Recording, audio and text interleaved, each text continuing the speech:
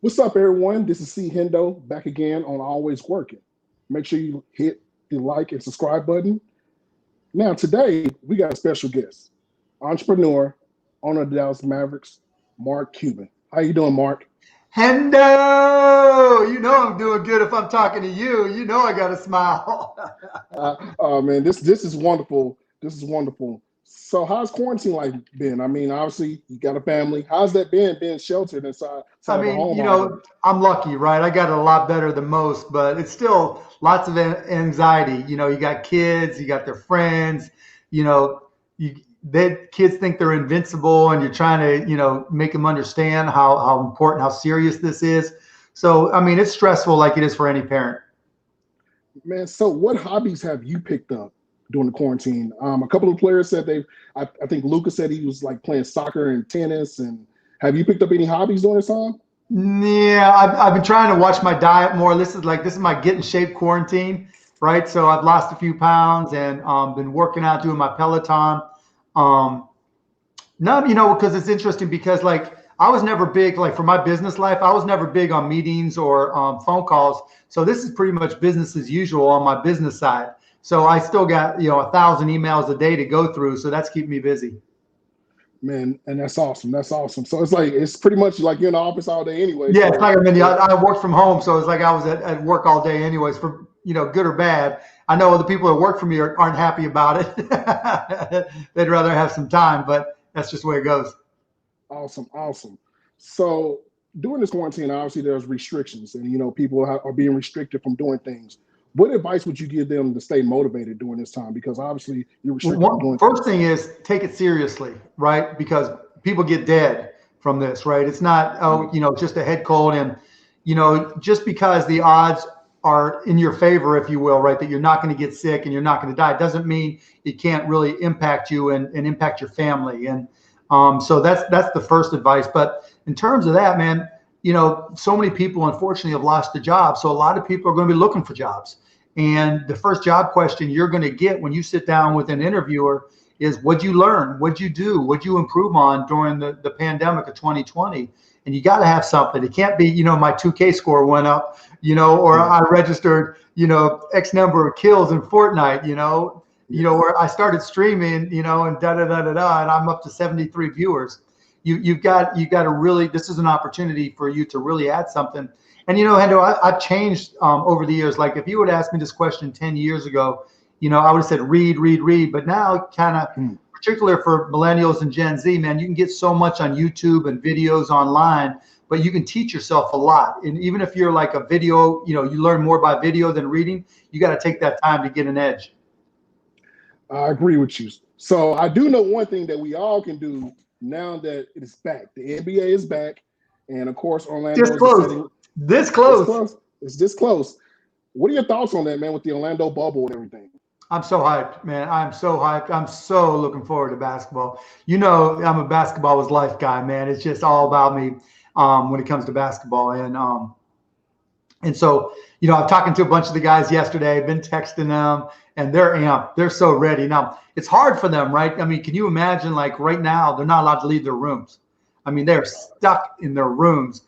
So they're a little bit stir crazy, but they know, it makes everybody focus more on basketball, because you don't, you've got, maybe you can play some games, to kill some time, and then you practice and it's basketball, but you don't have any other distractions. And so it's all about it. It's like the old days of going to an AAU tournament where it was all basketball, right? And so I think this, when we get back at it in a couple of weeks, it's going to be intense. It's going to be really, really fun. Obviously the team goal is to win a championship. Yeah. But for you, what is your expectation for this team? Because watching videos of all the guys, I've seen them work out. They all look good and in shape. Can you talk about that? Yeah, I mean, everybody's ready to play. I'm texting KP all the time. He's like, he's like 2 words. Let's go. Let's go. I'm ready. I'm ready. I'm ready. And he's been working hard.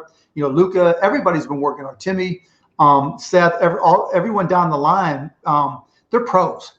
That's the good thing about the guys in our team. We're young, but we're professionals. And these guys know it's a job for them. They're leaving their families. They're leaving their friends. All teams are.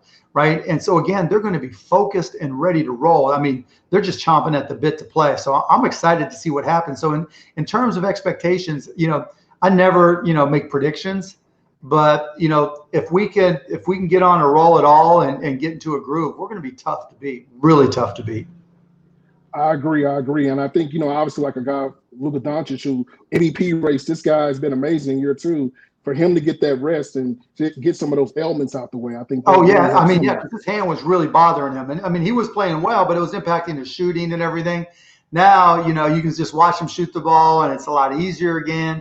It's like and remember, being from the EuroLeague where they had tournaments off and on all the time where they would start and stop, not this long, but I mean, he's kind of more used to this than most. And so, he's ready. He is so ready.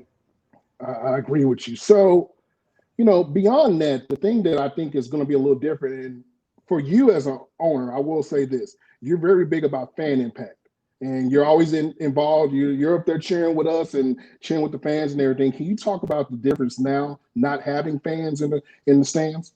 Yeah, it's going to be different. I mean, look, guys play to play basketball, right? But, having seen thousands of practices, where there's no fans, obviously, guys still play hard because of pride and that competitive instinct. And so there's been times, where I've seen practices that go harder than games, where they're practicing because these are guys you travel with, you're close to. And if you're playing a game against a team that's not as good and you're going to win, the intensity isn't nearly as hard as some practices I've seen. And so I think, these guys, they're going to be ready. They're ready to go. Okay. So one other basketball thing, and obviously a retirement happened this season, Vince Carter. Yeah, my God. Man, Hall of Famer, everything above. What are your thoughts about him in his career? Unbelievable. Vince has grown so much as a person, to be from, 1 year at UNC and then coming out and going to Toronto and trying to find his way. He was the savior for the Raptors after they drafted him and, having challenges there and then kind of being bounced a little bit. Like, the league was down on Vince, until we came to the Mavs and he lifted us up with Dirk, man. And we made that run against the Spurs where, he hit one of the biggest shots in Mavs history. But, more than his basketball career, he's just a good guy. And he understands the game so well. I think he's, what Tony Romo has done for football in terms of broadcasting, I think Vince is going to have kind of the same type of broadcasting career. Amazing. Okay, so that's my basketball stuff for you now. One thing I do enjoy, obviously, is Twitter. And, one thing I want to commend you on is you being your voice. You speak up on things. And obviously, during this time, it's the political season. And I've seen your support for Joe Biden. Some of his things, views and things. Can you talk about that? Yeah, I mean, look, I'm not a fan of the president, period, end of story. I like Joe Biden. I've known him for a while. I met Joe Biden. He put on a seminar for entrepreneurs at the White House, and that's how I met him. And then I got to spend some time with him just talking about different issues over the past few years. And I like Joe. He's smart. But, this isn't about policies. This is about leadership. That's what we're missing right now. The thing about Joe is, he knows what he knows and knows what he doesn't know. And he's going to bring in expertise for the things he doesn't know. He's got great leadership qualities because he's inclusive in terms of asking people for their opinion, knowing how to take people with varied opinions and to make a choice among them. He's got compassion. He's got humility. And those are things that we really need right now. And look, he's older. It's not like, he's going to be going crazy. He is who he is. And so, I'm a big fan of his, and I think he's exactly what we need. Joe kind of leans towards the center in most things. And I think we need somebody who's willing to talk to Republicans, independents, and Democrats, not just Democrats or Republicans. Awesome. Now, ironically, there's been a candidate or a person who has submitted themselves as possibly running for president. That's Kanye West. Yeezy. What do you think about Yeezy running for president? I mean, didn't he say he was going to run for president last time he dropped a CD? Yeah. So do you feel like this is some sort of Yeah, because it's expensive. promoting? It's not easy to just, you don't just say I'm running. You got to get on all the ballots, right? You're not going to just get 60 million write-in candidates. You've got to, sorry about that. You've got to, you've got to make an effort to make it work. So, and I haven't seen any of that side of it from him. So, I mean, when I said I'd vote for him over Donald Trump, I meant it. That's how little a Donald Trump fan I am. But yeah, I don't think he's serious about it at all. Okay, so let's just say if he actually was serious about this, do you feel that he could take away votes from a guy like Joe Biden in I don't that know. case? Depends what he comes out and says. Most Democrats are pro-choice. He's not pro-choice, right? And so, and he bounces around a lot. And so it's really hard to know what he would do and whether or not he could even run a government, And so I don't know. I really don't know. I'm not going to prejudge him without knowing more. Okay. So obviously, once again, I do commend you for, doing the protesting. I saw you out there in the Dallas area doing that. So I do appreciate you for that. Of course. Now, one thing that you have been vocal about is the players having a voice during this time. Mm-hmm. Can you talk about that? Yeah, look, when all this talk, first, let me just say, I try to learn, right? I try to get smarter every single day. And I try to, learn more about different perspectives. And, like a lot of white people, my positions have evolved. Where I am today isn't the same place I was 2 years ago, 5 years ago, 20 years ago, just because, I might be slow, but it takes me time, but I figure it out, hopefully. And, as things happen with George Floyd, and talking to our guys, I learned so much. And it really came down to the basic thought that, look, I mean, Black people are confident talking about race. You can sit there and talk to your friends and your family and have for so long about race and issues. White people don't. There's never been a time where I've sat around the dinner table before George Floyd and just talked about the white race. Because when I talk about the white race, it's in history class or something, and you're talking about white supremacists and the KKK. And so, as I learned and gotten smarter about this, it becomes really obvious. It's not the oppressed people. It's not, African Americans or people of color that are creating the problem. It's the people doing the oppressing, the people that are, that are enabling systemic racism. And I'm part of that group. And so I just felt, this was a unique period in time where we had the pandemic, people weren't working, we had the protests. And when you have a unique point in time, and you've got to let people say what's on their mind, because that's the way change happens. Progress isn't pretty. Progress can be really messy. And so I knew that there would be people who got upset, because there's always people that get upset about protests. That's why people protest, to change people's minds. And I think our guys have a platform, and I want them to speak out. I want them to share their voice, and I want them to help educate people that look like me. And the only way to do that is to say what's on your mind, or to protest silently, on a knee with a fist raised, whatever it is that you think is right. Then, I want to see our guys do it, but I'm not going to tell them what to do. They've got to get to it on their own. I love that answer. I love that. So what advice would you give someone that is an African American that maybe, naive to this situation? What would you tell them, not being Mark Cuban, what would you tell them? I wouldn't. That's what I learned, right? Okay. I can't walk in your shoes. I can listen, I can learn. And that's, I don't need to change your mind, Hendo, right? I don't need to change your family's minds. My African-American friends, I don't need to change their minds. They already know, they've lived it, right? It's the people that look like me are the ones I need to talk to. And that's the hard part, because white people don't want to talk about this, and until that happens, and for me to try to tell you, it's just, I just don't have that standing, right? I haven't been in your shoes like that. Now, if you have a business question for me, I'm happy to answer, right? Yeah. Like this, I'm happy to talk about it all day, but it's just not right. So I've got to try to change the people that I can change and that need changing. Okay, so one topic that has been brought up during this whole time is defunding the police departments. Do you have any thoughts on that, or any on which on that? On which defunding the police Oh, department? defining the police. Yeah, sure. I'm not a fan of defunding the police. I'm a fan of disrupting the police, right? I think we're asking police departments to do too much. And so I'll put on my business hat. Like when I see a business that's trying to be with a conglomerate, meaning they're in a lot of different businesses, they almost always fail because it's hard to be good at a lot of different things. It's not a lot different than basketball, right? It's hard. There aren't a lot of players who can shoot and pass and defend, and rebound. Those types of players are tough to come by, and business is the same way. And police departments, it's even harder because police departments basically kind of grow into what they're asked to do. So they're asked to be marriage counselors. They're asked to get cats out of trees. They're asked to break up fights, right? They're asked to go into violent situations.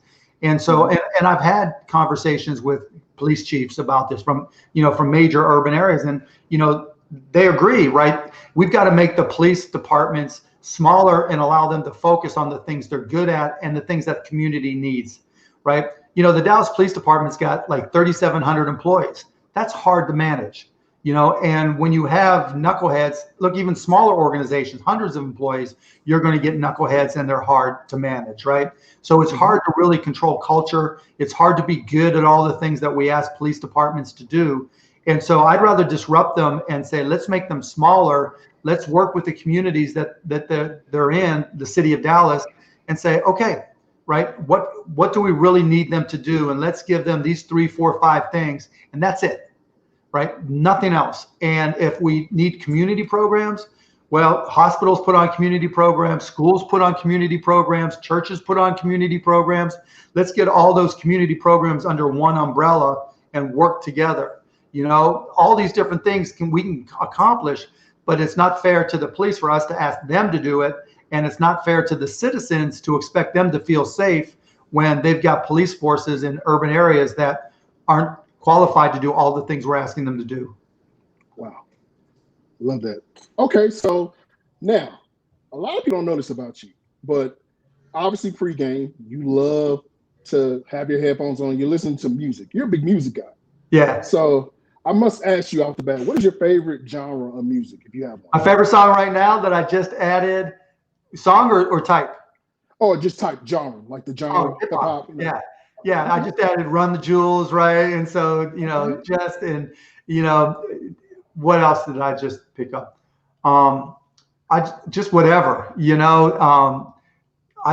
whatever's got a beat. So I'm more old school hip hop, right? So I'm going to Bootsy and I'm going to Parliament Funkadelic and I'm going to DMX. Like my all-time favorite song is Fame by DMX.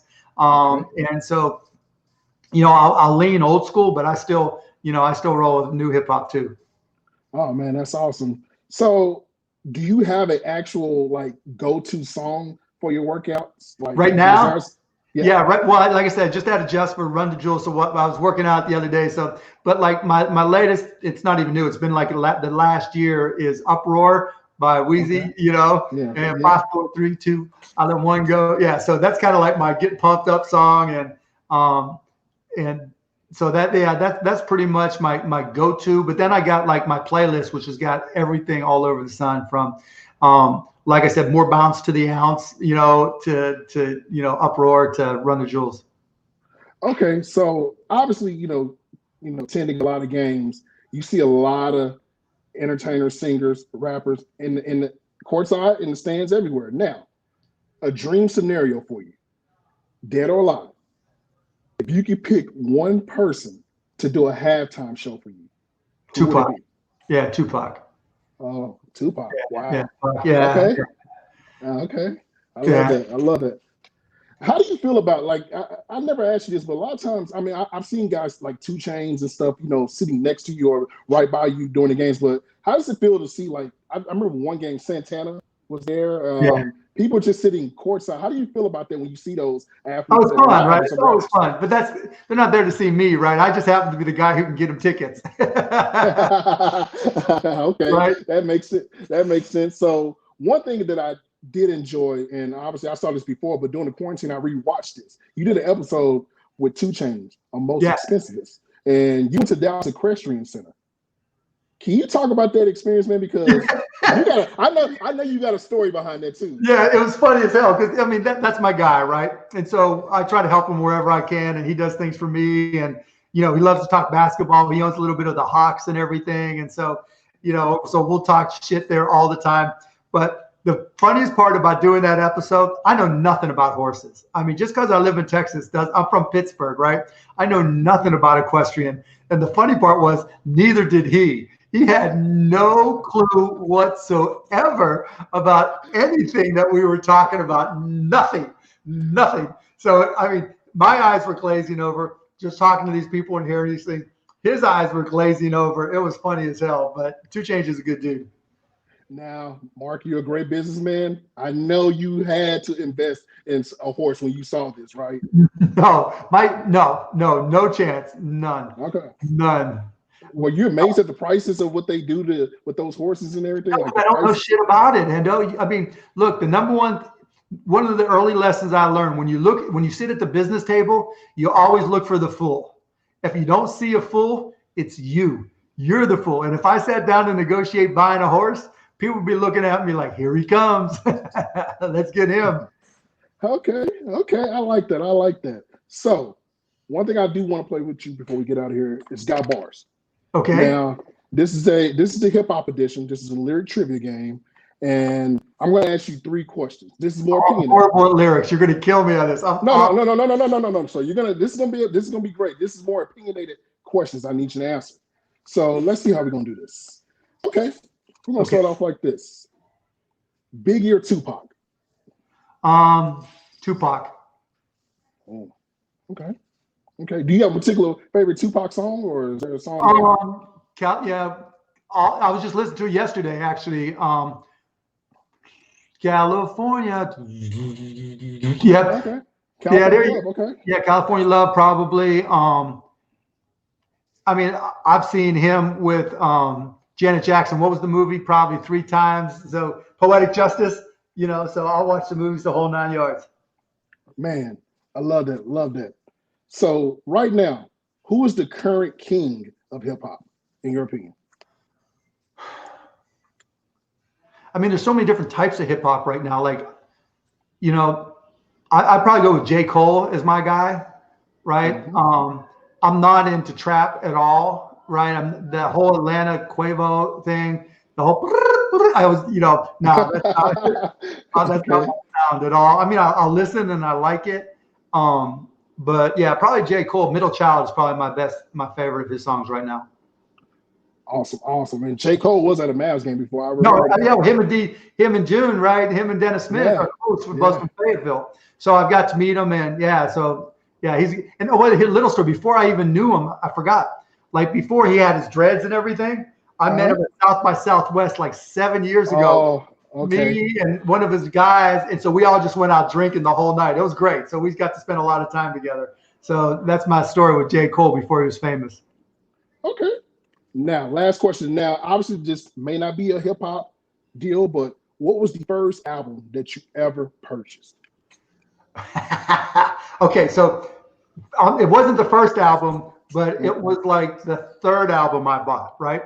So the song "Play That Funky Music, White Boy," right, was by a band called Wild Cherry. And so I was 18. And so the backstory was my friend and I used to go to this underage club, and there was this band there that would play funk, right? There was like 70s funk, it was like Ohio Players type music, right? And which I loved, okay? Because my dad, he would always listen to jazz and this and that. So we were all about that. And so we went and we'd go see this band, Wild Cherry. But back in that day, you talk about racism, like they wouldn't, because it was a white band playing black music, they wouldn't play it on the radio. And so me and my friend and our friends would call up the local hip hop radio station and try to get them to play this white band, and finally got it on. And the one song that they broke was "Play This Funky Music, White Boy," and they ended up playing at my prom. And so that's my little part of music history. So was that vinyl 45 tape? That was 33 LP vinyl. Yeah. Wow. Yep. Okay. Love that. Okay, so once again, Mark, I appreciate you for always showing love to my platform. Of course. Throughout the years, we become friends, and I appreciate everything that you have done for me. Absolutely. Yeah, Hendo, I got you. You know that. And thanks for not Okay. talking shoes, man. You know, because I got no game there whatsoever. None. I don't. We gonna the next time we're gonna get to that because As long as you Sam don't has move. got me, I'm Puma all day, right? I got some Okay. Nike, but I'm Puma all day, repping my guy Sham. Yeah, man, I love his new shoe. Do you like his new shoe, by the way? I love Yep. it. Yeah, and, like I'm proud because like his first round, he asked me for some help and some guidance, and I gave him some feedback, and he took some of my suggestions, like the signature on the shoe and everything. So yeah, I get a little designer credit out of that. Anything. Hey, we're gonna put the archives one day. It says inspiration, Mark Cuban. I love that, man. So, can you tell everyone where they can find you at on social media? Yeah, I'm always M Cuban, MCUBAN, whether it's Twitter, TikTok, Snapchat, Instagram, it's always M Cuban. All right, perfect. Once again, thank you. Is there anything that you want to say before we sign off? No, man, keep on doing what you do, Hindu, man. You just get your smile, your personality, the fact that you bring people together, right? You're able to talk to anybody. That's your God-given talent, man. You can talk to anybody about anything and people love you for it, man. It doesn't matter who. There's no teams, there's no sides, man. Hindu just bring people together. So you're a star at that, man. So I appreciate you for that. Man, once again, thank you for everything that you've done, and we are out.